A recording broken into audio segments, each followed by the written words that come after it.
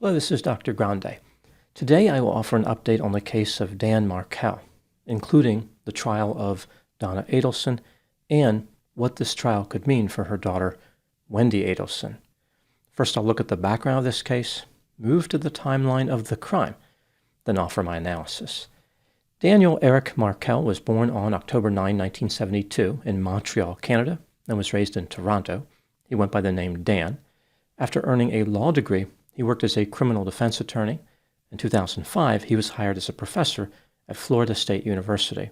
In February 2006, Dan married a law student named Wendy Jill Adelson. The couple moved to Tallahassee, where they had two sons, one in 2009 and one in 2010. Wendy's father, Harvey Adelson, owned a dental practice. Her mother, Donna Sue Adelson, worked there as well. Wendy had two brothers, Robert and Charlie. Robert eventually became estranged from the family. Charlie worked as a dentist in Harvey's practice. The marriage between Wendy and Dan was tumultuous. In September 2012, Wendy filed for divorce. The couple vigorously fought over custody of their two sons. Eventually, the court ordered a 50-50 custody arrangement. Wendy wanted to move to South Florida to be near her family. However, in June 2013, the court denied her request to relocate her children there. The divorce became final in July 2013. Now moving to the timeline of the crime. On July 18, 2014, about a year after the divorce was finalized, one of Dan Markel's neighbors called 911 at 11:02 a.m. and reported finding Dan in his vehicle with a head injury after seeing an unfamiliar car in Dan's driveway. Here's what the police found during the course of their investigation.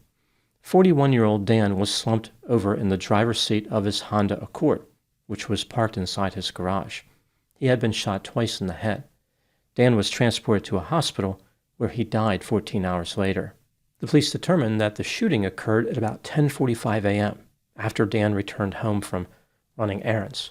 The neighbor who called 911 said that the car in Dan's driveway may have been a Toyota Prius. After reviewing video surveillance, the police located the vehicle and identified it as belonging to a car rental company. The Toyota had been rented by a man named Luis Rivera. Phone records connected him to another man named Sigfredo Garcia. Right after the murder, the two men went on a spending spree, which included purchasing motorcycles. Eventually, investigators uncovered a complex murder plot. Here is their theory of the crime.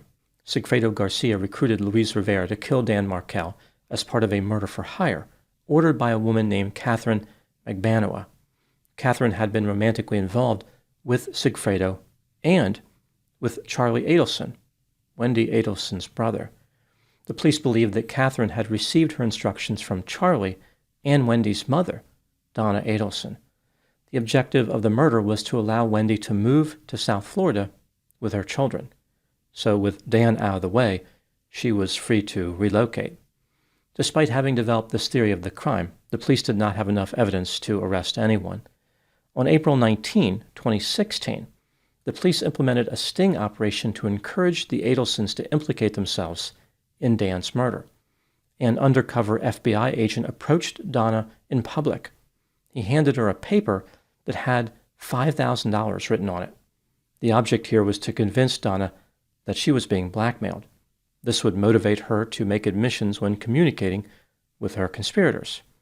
Donna called Charlie and had a cryptic conversation about the encounter. Charlie called Catherine, and they had a cryptic conversation. Later, Charlie was recorded in a restaurant talking to Catherine. It sounded like Charlie mentioned killing someone, but the audio was very distorted. On May 26, 2016, 34-year-old Sigfredo Garcia was arrested and charged with first-degree murder. 3 weeks later, Luis Rivera was indicted on charges of first-degree murder. Luis accepted a plea bargain. He agreed to testify against his conspirators and received a sentence of 19 years in prison. He implicated Sigfredo and Catherine, but claimed he did not know the identities of any other conspirators. The only thing he knew was that the purpose of the murder was to help a woman who wanted full custody of her children. Presumably, he was referring to Wendy Adelson. Less than 4 months later, on October 1, 2016, Catherine Magbanawa was charged with murder. 3 years later, in October 2019, Sigfredo and Catherine went on trial together. On October 11, Sigfredo was found guilty of first-degree murder and conspiracy.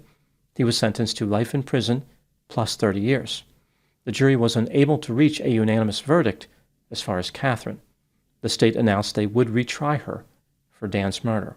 On April 21, 2022, prior to Catherine's second trial, Charlie Adelson was arrested and charged with first-degree murder, conspiracy to commit murder, and solicitation to commit murder.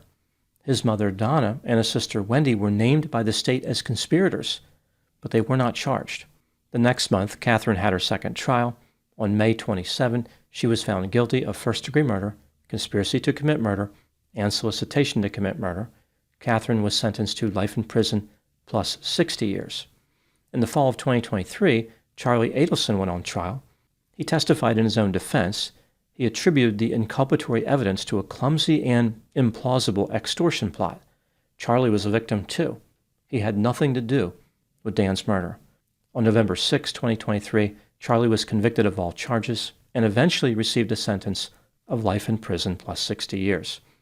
On November 7, 2023, the day after Charlie was convicted, Donna and Harvey Adelson booked a flight from Miami International Airport to Dubai, leaving on November 13, and a flight on November 15 from Dubai to Vietnam. The United States does not have an extradition treaty with Vietnam. On November 13, 2023, Donna Adelson was arrested and charged with first-degree murder, conspiracy to commit murder, and solicitation of murder. She was arrested as she was trying to board the flight to Dubai. Of course, her final destination was Vietnam, as I mentioned. On August 22, 2025, Donna's trial started. On September 4 of that year, she was convicted of all charges.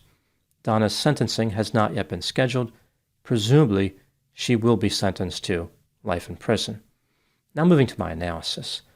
Donna Adelson maintains her innocence, and she has a few supporters. They argue that there is no direct evidence tying Donna to the murder-for-hire plot. The state, of course, disagrees. They argue that Donna was a master manipulator who controlled everyone in her family to get her way. She was in charge of the Adelson family. This brings me to the question, was Donna guilty of murder? Let's take a look at the evidence both for and against the idea that she was guilty, starting with the inculpatory factors. Donna Adelson strongly disliked Dan Markel. She referred to him using many unkind names, like bully, narcissist, blank hole, and a piece of blank. Donna injected herself into Wendy's divorce. She sent Wendy ideas to present to her attorney to use in the custody case. For example, pursuing a restraining order against Dan and seeking 100% custody of their two sons. Donna was determined to help Wendy move to South Florida, an outcome that Dan was strenuously resisting. In emails to Wendy, Donna indicated that the relocation was non-negotiable and wrote, "We will help you in any way possible for you to come here." In June 2013, when the court denied Wendy's request to relocate her sons to South Florida, Donna was extremely upset. She supplied Wendy ways to encourage Dan to change his mind about the move. Donna was prepared to offer him $1 million and thought that Wendy should tell Dan that the children would be enrolled in Catholic school. This would make Dan angry because he was highly committed to his Jewish faith. In early 2014, Donna wrote to Charlie, "Something has to be done with this blank hole." Donna told Charlie to erase text messages that she sent him, as if she was trying to hide something. She referred to a birthday gift for her husband Harvey, but there was no birthday gift. The state argued that the term birthday gift was code for Dan's murder. In March 2014, Donna signed a lease for a condominium in South Beach. After Dan was murdered, Wendy moved into that condominium. It was almost like Donna knew that the relocation issue would somehow be resolved. During the same month, Dan tried to prevent Donna from seeing her grandchildren unsupervised because she allegedly called him stupid in front of his sons. Donna's son Robert described her as controlling and very involved in the lives of her children when they were growing up. He said that Donna hated Dan. Catherine testified that all the checks she received were signed by Donna. Charlie told Catherine that the reason for the murder was Donna being stressed out. After Donna was arrested, the police found a day planner containing Dan Markel's vehicle information. At the time of the murder, Wendy was at home. She had a television set which had been broken for over a month. Her mother, Donna, arranged for someone to go to Wendy's home to fix it, but the television set was beyond repair. This makes it seem like Donna was trying to establish an alibi for Wendy. Robert said that after the murder, Donna called him and told him not to talk to the FBI. Robert told her, "I already did." Donna responded, "You don't know anything anyway." On another occasion, Robert asked Donna what she thought happened to Dan. She replied, "I don't know and I don't care. It does not concern me." On April 19, 2016, an undercover agent handed Donna a note to convince her that she was being blackmailed. In subsequent phone conversations Donna had with Charlie, they both made suspicious statements. For example, Charlie said, "Does it involve me or other people?" Donna responded, "Well, probably both of us." Charlie asked, "What's that?" Donna said, "Probably the two of us. You probably have a general idea of what I'm talking about."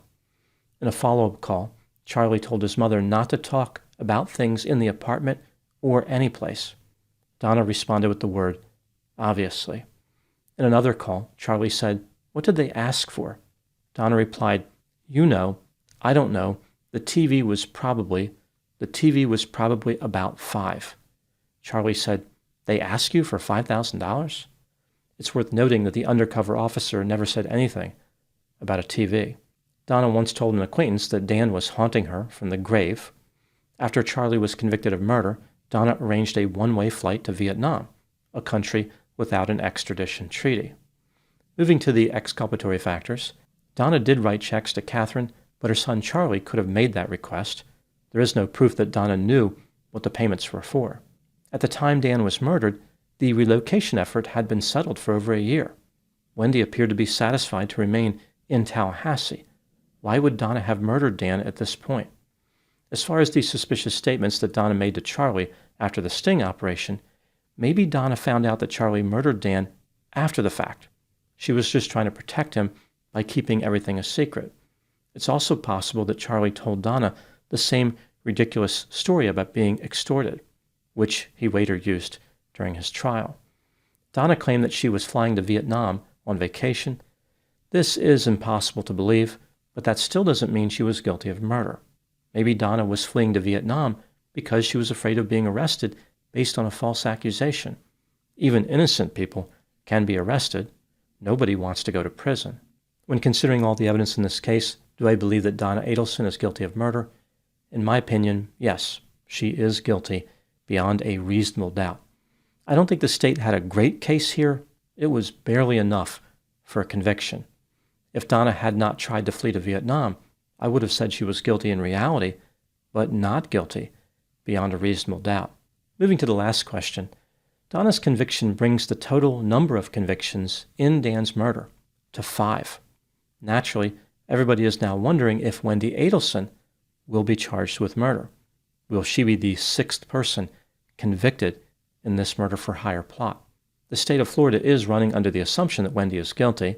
During closing arguments, the prosecutor referred to Wendy many times and pointed to inculpatory factors involving her, which were unrelated to Donna's case. Was there some foreshadowing going on? It's possible. Here is a list of the inculpatory factors against Wendy currently. The divorce proceedings between Wendy and Dan were acrimonious. Wendy had an obvious motive in the form of relocating to South Florida, an idea that Dan resisted. She knew Catherine, who of course functioned as a go-between, in the murder plot. Wendy appeared to be vindictive and manipulative. Prior to the murder, Wendy asked Dan if he would be in Tallahassee from July 14 to July 18, 2014. Again, the murder was committed on July 18. Dan's schedule had been established in advance, and Wendy already knew it. On the day of the murder, Dan asked Wendy if he could take his children swimming. She told him no. However, after speaking with Charlie, Wendy changed her mind. Dan would never get a chance to take his sons swimming. Right after Dan was killed, Wendy drove past his house. She didn't stop or investigate in any way, even though there was a police presence there. Almost like she knew what happened. Not long after the murder, Wendy moved to South Florida with her children and changed their last name from Markel to Adelson, almost like she was trying to erase Dan from existence completely.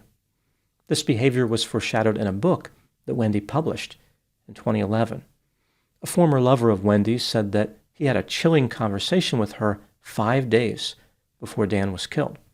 Wendy allegedly stated that Charlie had explored all options to take care of the problem, and Charlie suggested having Dan killed. In my opinion, Wendy is guilty in reality, but there is not quite enough evidence to convict her beyond a reasonable doubt. If Wendy is guilty, one could argue that she beat the system, but it may not feel that way to her. There is no statute of limitations for murder, which means Wendy will never live in peace. Her mother, Donna, and her brother, Charlie, will languish in prison for the rest of their lives.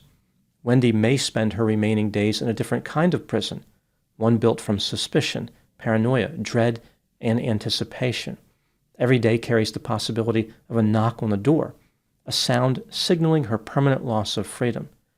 Donna may have felt as though Dan was haunting her from the grave, but it is Wendy who must fear apparitions in the night. Not the ghostly figure of Dan, but the darker specters of her choices and those of her family members, shadows that will relentlessly pursue her for eternity. Those are my thoughts on the case of Dan Markel. Thank you so much for watching. I'll talk to you soon.